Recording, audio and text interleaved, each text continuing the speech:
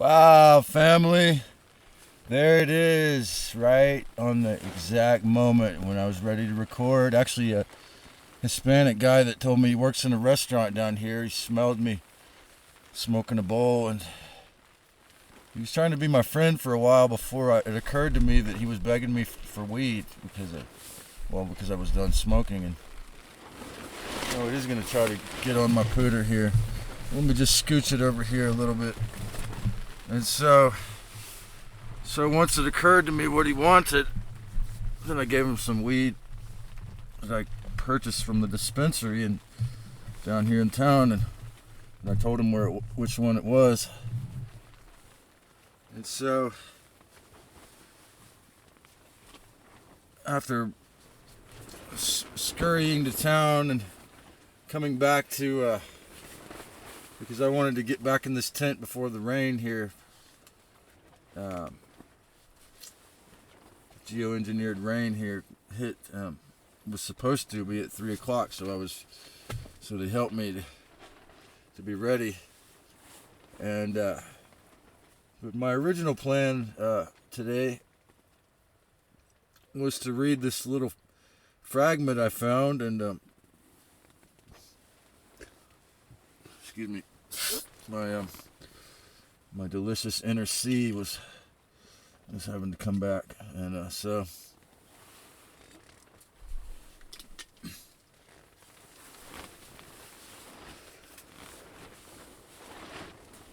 I thought this little fragment is exactly what I want to share. It's a grand example of some sacred divine wisdom that was, it's short, and and it has some juicy nuggets of gnosis. And so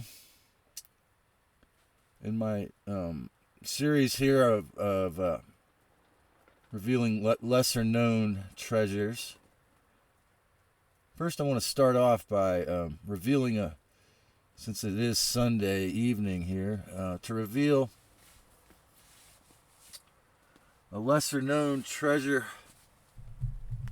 that I think everyone who's interested in Christ consciousness should check out.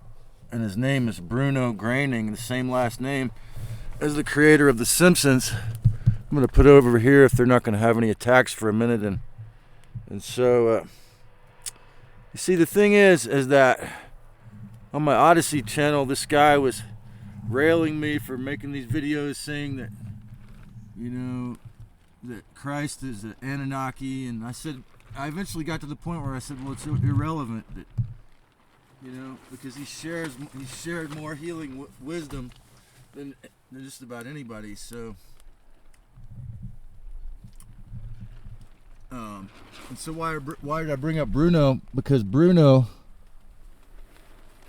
it seems to me, was totally without any dogma. And to me, as a heretic, dogma is most likely filthy trash, or rather, to put it in less disgusting terms, loose generating mechanisms that take the divine human and turn them into a sick, pathetic, begging sycophant, trauma bonded to their slave master on their knees, begging forgiveness from the same beings who steal all their energy. Whereas Yeshua, was perhaps an Anunnaki, but he opened the door for everyone. He gives you the wisdom. He gave the wisdom to everyone. He didn't have this. He was actually totally one, sort of like Bob Marley was half Jewish and half African, and he had also, and interestingly enough, the tradition going from Haile Selassie to Bob Marley, and I see some amount of it in Protege, and I think all three of them, it's interesting that the religious aspect to it, but just, they realize that they're royal, but that everyone is royal, basically, the idea here. So, that's why Rastafarians always say I and I.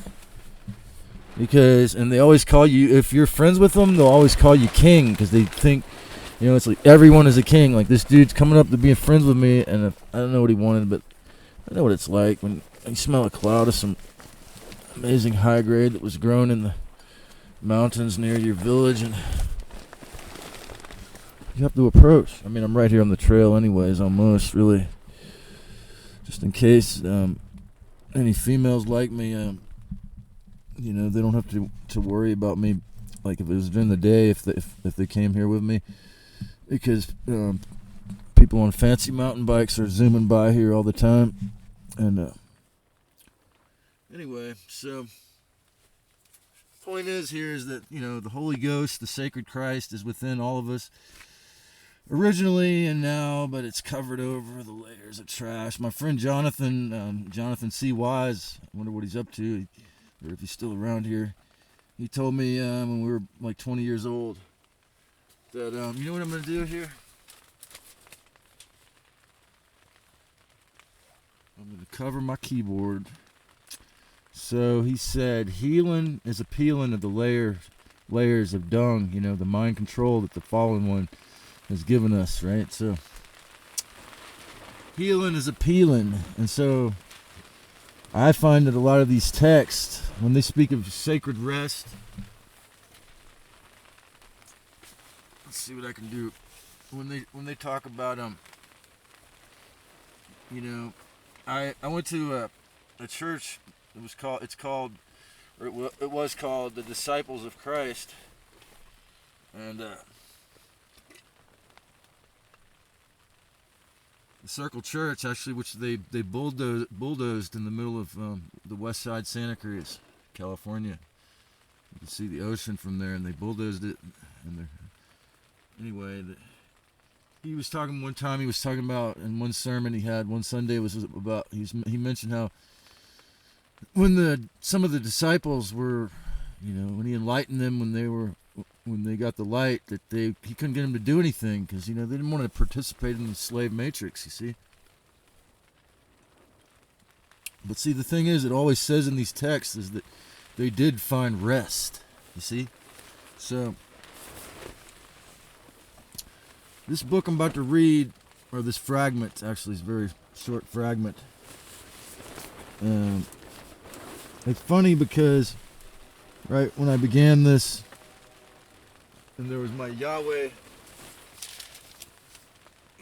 series was very, they got the thing, and so the new CEO openly said, we support authoritarian voices, authority voices, and so this text is called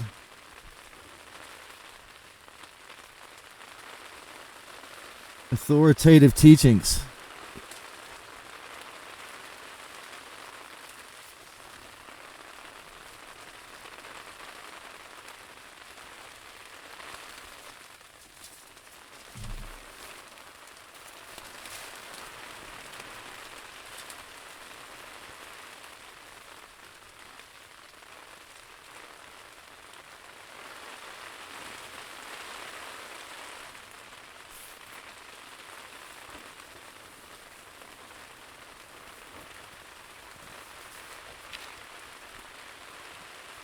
The third tractate of Codex 6 is not obviously related to either what precedes or to what follows. It is a heavily metaphorical exposition of the origin, condition, and the ultimate destiny of the soul. With respect to its contents, there are some reason regarding authoritative teachings as a composite or collection of several explanations of the soul's origin, fall, and victory over the material world. This is some words by George W. McRae. This contains no Gnostic cosmogenic myth unless it is alluded to in the passages now lost through some of the early part. But anyway, hope you enjoyed this little piece of history from a jar found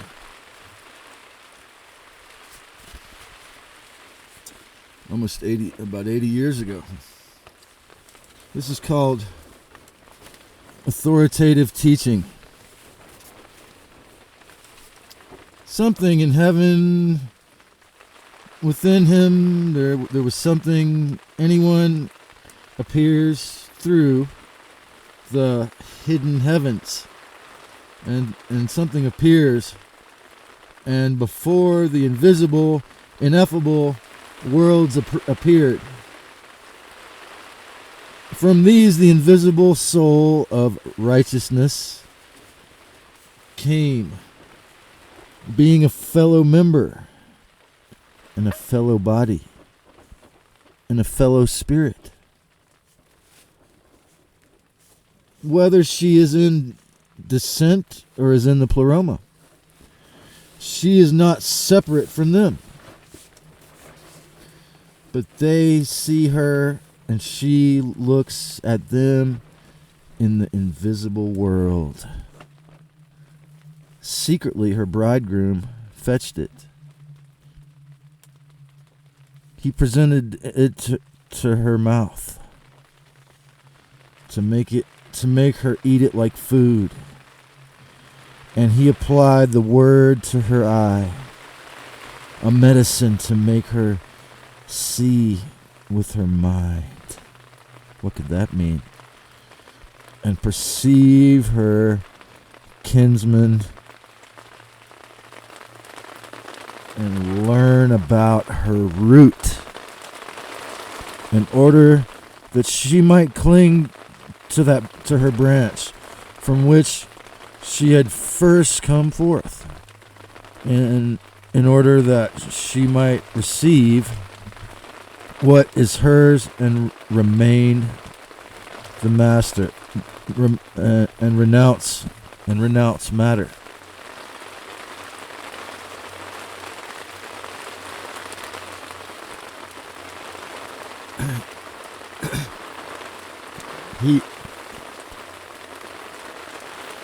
In some way he dwelt, having something sons.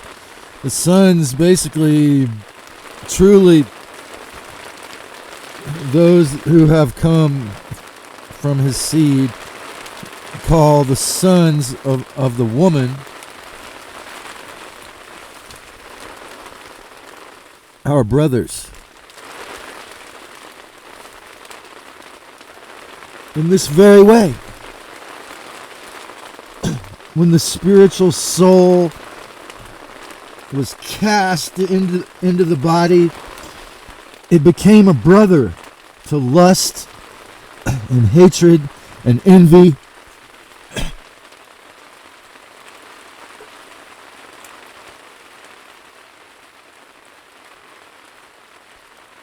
And a material soul. They think they are the material body. So therefore the body came from lust, and lust came from material substance.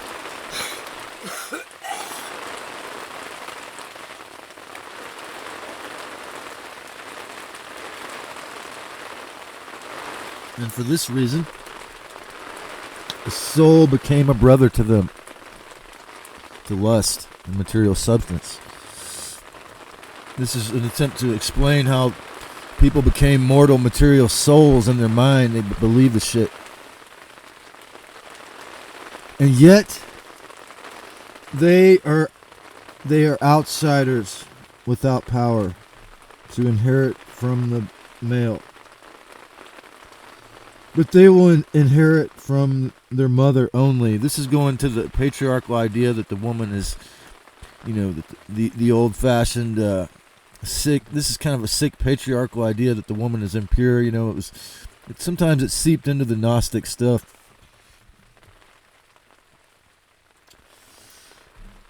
Whenever, therefore, the soul wishes to inherit along with the outsiders, for the possessions of the outsiders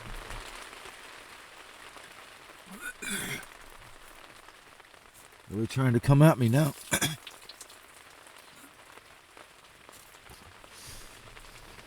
I'm talking about for the possessions of the outsiders are proud passions, the pleasures of life,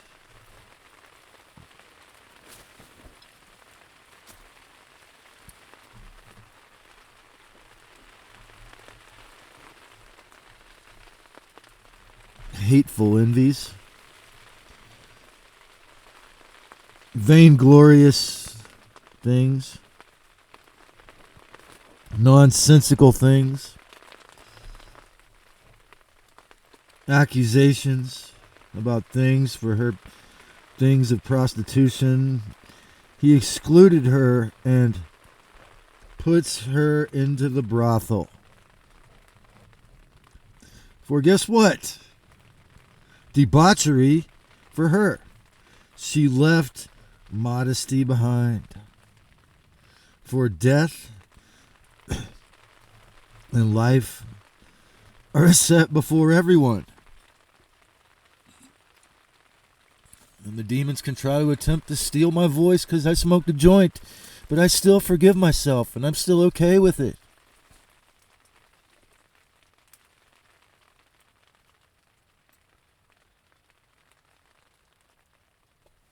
For death and life are set before everyone.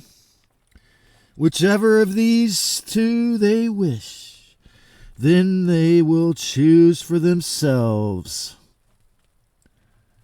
That one female being then will fall into drinking much wine in debauchery, for wine is the debaucherer. Therefore, she does not remember her brothers and her father, for pleasure and sweet profits deceive her. Having left knowledge behind, she fell into bestiality. For a senseless person exists in bestiality, not knowing what it is proper to say and when it is proper not to say. But on the other hand, the gentle son inherits from his father with pleasure, while his father rejoices over him because he receives honor on account of him from everyone as he looks again for the way to double the things that he has received. For the outsiders, they will get their things that they received, that they deserve, etc. So, in other words, to mix with the things that are improper, you're going to get improper results. For if a thought of lust enters into a virgin man, he has already become contaminated, and their gluttony cannot mix with moderation. For if the chaff is mixed with the wheat, it is not the chaff that is contaminated, but the wheat. For since they are mixed with each other, no one will buy her wheat, because it is contaminated. But they will coax him, give us the chaff, seeing the wheat mix with it, until they get it and throw it with all the other chaff. And that chaff mixes with all the other material, but a pure seed is kept in storehouses that are secure. All the things then we have spoken. If I want to keep my things, I keep them in a bag just in case, because it's the only way to go if I don't have them locked up in this world. So I had to learn the hard way. And before anything came into being, it was the Father alone who existed. Before the worlds that are in the heavens appeared, or the world that is on the earth, or principality, or authority, or the powers that be, appear, all these other powers, and nothing came into being without his wish. He then, the Father, maybe it's the Father of Christ Sophia, not sure which father this is referring to, wishing to reveal his wealth and his glory, brought about this great contest in this world, wishing to make the contestants appear and make all of those who contend leave behind the things that had come into being and despise them with the lofty, incomprehensible knowledge and flee to the one who exists. Which Father could this be? And as for those who contend with us, being adversaries who contend against us, we are to be victorious over their ignorance through our ignorance, since we have already known the inscrutable one from whom we have come forth. We have nothing in this world, lest the authority of the world that has come into being should detain us in the worlds that are in the heavens. They're probably referring to the soul trap here. Those in which universal death exists, surrounded by the individual, and such and so forth, worldly. We have also become ashamed of the worlds, that we take no interest in them when they malign us, and we ignore them when they curse us.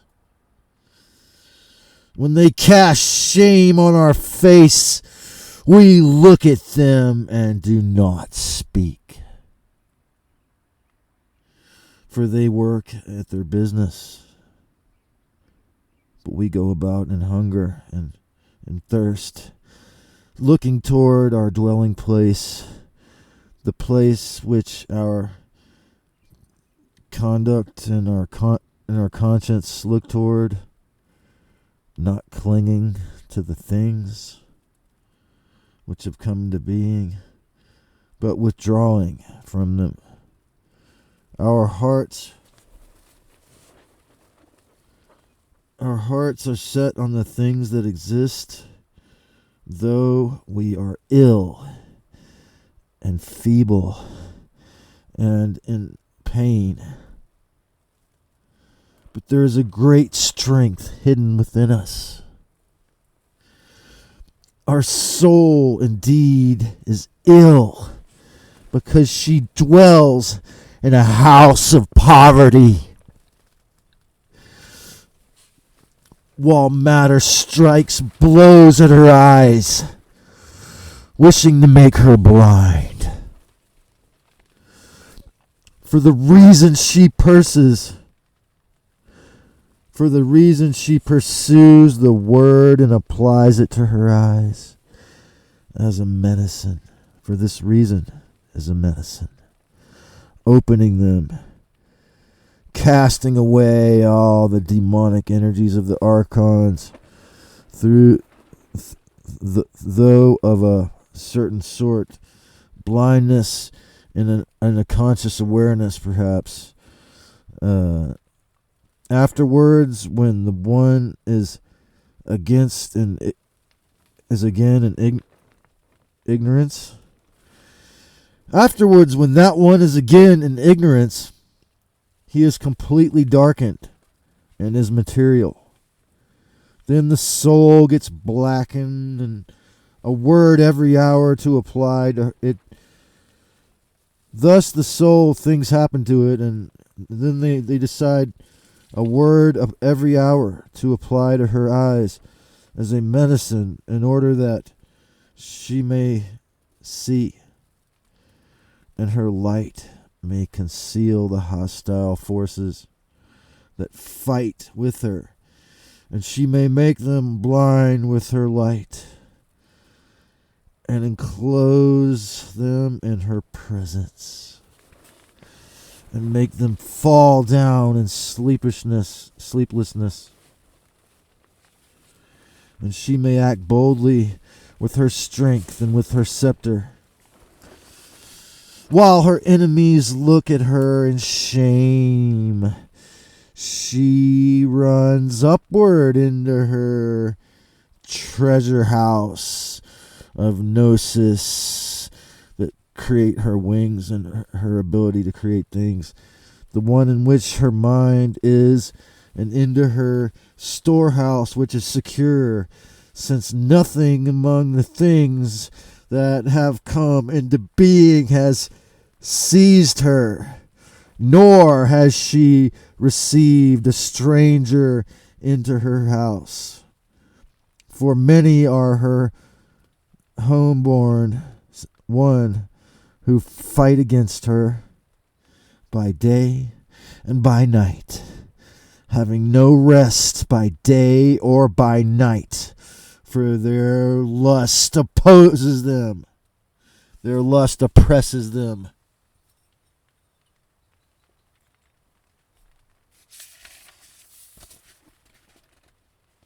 For this reason, then, we do not sleep, nor do we forget the nets that are spread out in hiding,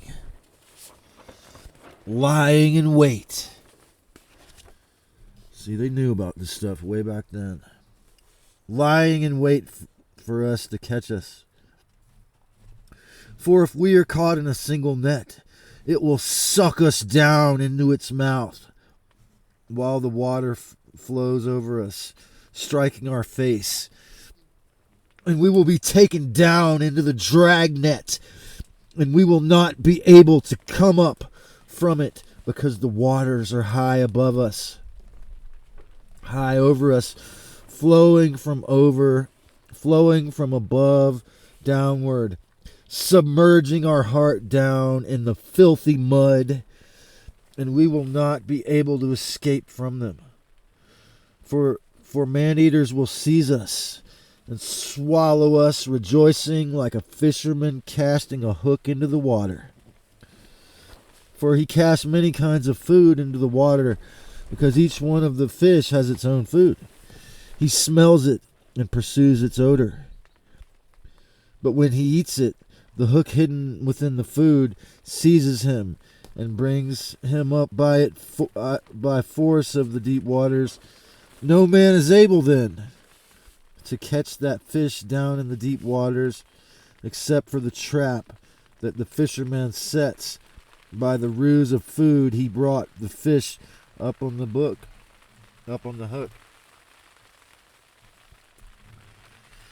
In this very way, we exist in this world.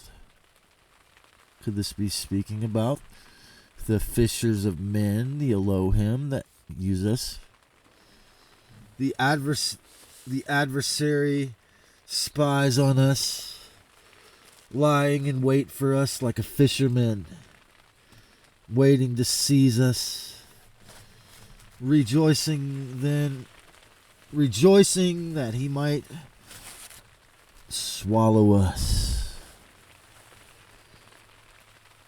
For he places many foods before our eyes, things which belong to this world. He wishes to make us desire one of them, and to taste only a little, so that he may seize us with this hidden poison and bring us out of freedom and take us into slavery. I wonder which god that was. For whichever he catches us with a single food, it is indeed necessary for us to desire the rest. Finally, then, such things become the food of death. And that is why any addiction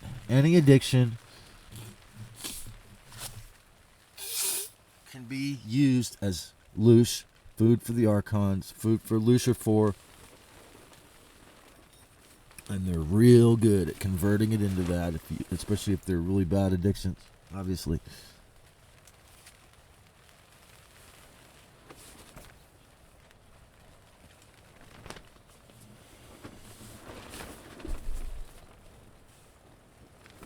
Now, these are the foods with which the devil lies in wait for us. First, he injects a pain into your heart until you have heartache on account of a small thing of this life. Just a little annoyance. And he seizes you with his poisons. And afterward, he injects the desire of a tunic so that you will pride yourself in it, and love of money, pride, vanity, envy. That rivals another envy, beauty of body, fraudulence. The greatest of all these are ignorance and ease. See, the Cathars would have their church service out in nature, just like they learned from the original around Yeshua. Now, all such things the adversary prepares beautifully and spreads out before the body the men of wealth and grace, wishing to make the mind of the soul incline her toward one of them and overwhelm her like a hook, drawing her by force and ignorance, deceiving her until she conceives evil and bears fruit of matter and conducts herself in uncleanness, pursuing many desires, covetousness, while fleshy pleasure draws her in ignorance. But the soul, well, she who has tasted these things, well, realized their sweet passions are transitory. She finally figured out all that only lasts for seconds or minutes, moments. She had learned about evil. She went away from them, and she entered into a new conduct. Afterwards, she despises this life because it is transitory. And she looks for those foods that will take her into life, and leaves behind her those deceitful foods. And she learns about her light as she goes about stripping off this world, while her true garment clothes her within. And her bridal clothing is placed upon her in beauty of mind, not in pride of flesh. And she learns about her depth and runs into her fold while her shepherd stands at the door. In return for all the shame and scorn, then that she received in this world?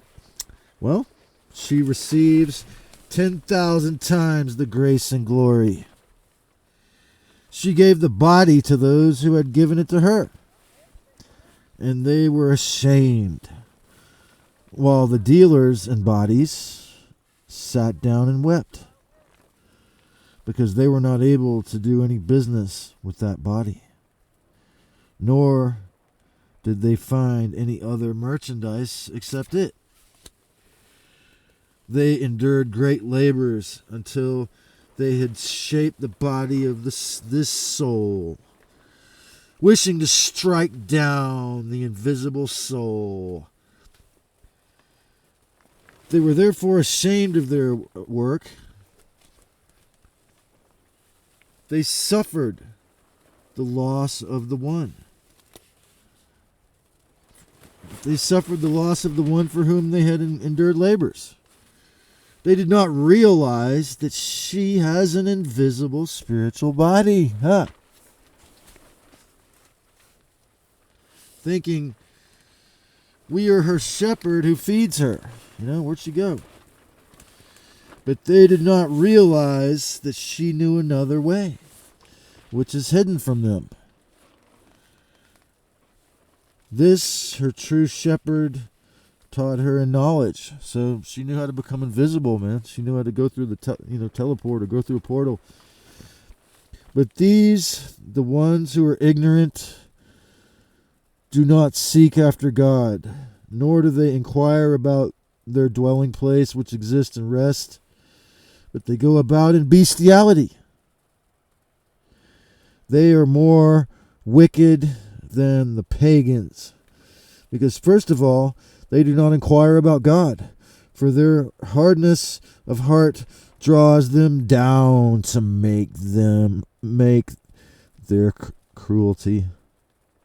Furthermore, if they find someone else who asks about his salvation, their hardness of heart seeks to work upon that man. Like that dude that was telling me or this lady in Tony Sayer's chat today was saying, not to serve Jesus or not to, and I said, serve the true self within you. And he does not stop asking. They kill him by their cruelty, thinking that they have done a good thing for themselves. Indeed, they are sons of the devil, for even the pagans gave charity, and they know that God, who is in the heavens, exists. They know that the El, that the ones they worship, exist. The Father of the universe, exalted over their idols which they worship, but they have not heard the word that they should inquire about his ways. They never really learned about what's up with him for real. Thus, they were just trauma bonded, and they're in the ignorance mode. Thus, the senseless man hears the call, but he is ignorant of the place to which he has been called.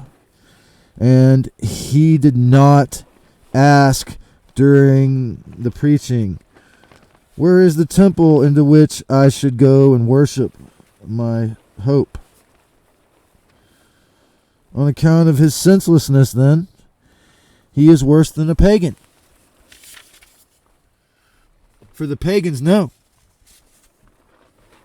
the way to go to their the way to get to their stone temples, which will perish, and they will worship their idol while their hearts are set on it because it is their hope. But to the senseless man, the word has been preached, teaching him, seek and inquire about the ways you should go, since there is nothing else that is as good as this thing. The result is that the substance of hardness of heart strikes a blow upon his mind, along with the force of ignorance and the demons of error. They do not allow his mind to rise up, because he was wearying himself and seeking that he might learn about his hope. And again, hope is of the false. It is the gnosis of Christ that shall set those who have the diligence and the discipline and the discernment to maintain it, will set them free.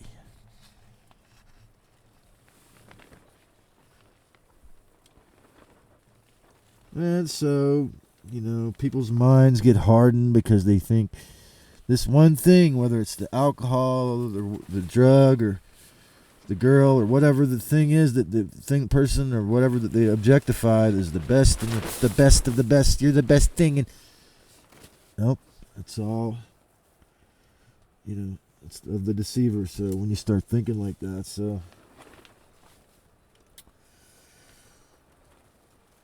but the rational soul, who also wearied herself in seeking, she learned about God.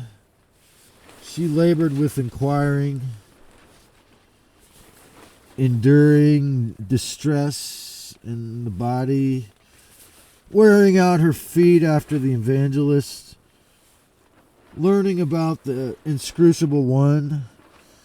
She found her rising.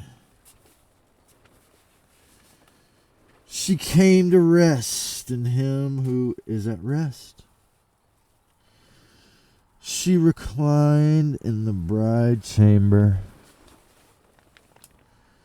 She ate of the banquet for which she had hungered.